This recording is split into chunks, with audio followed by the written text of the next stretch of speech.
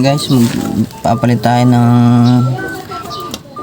cylinder, brake cylinder. So ito, bali yung luma is stock up na. Ayan, so palitan natin ng bago. May dalawang tornilyo lang yan dyan na 8mm. So ganyan ang position nya. Then dito sa likod, ang nasa taas is yung bleeder. Then yung sa brake line nya, ito dito sa baba. So dito lang, may dalawang tornilyo lang din dito sa likod. Ito, yan. So tornilyohan lang natin.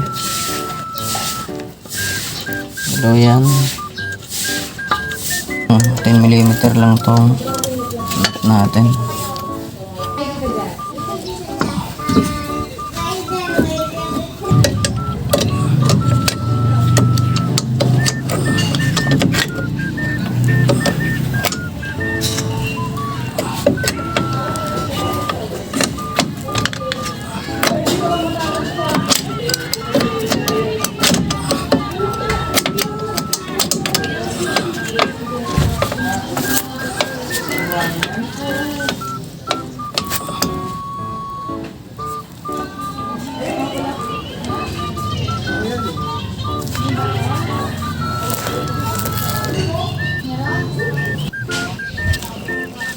Ayan guys, nalagay ko na.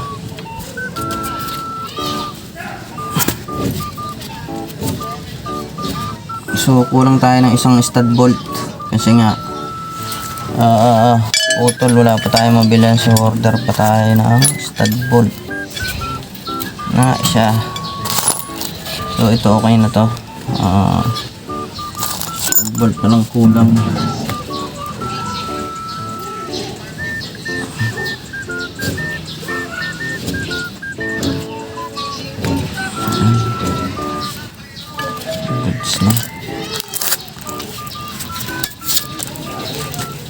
Palitan na lang natin pag dumating sa stud bolt.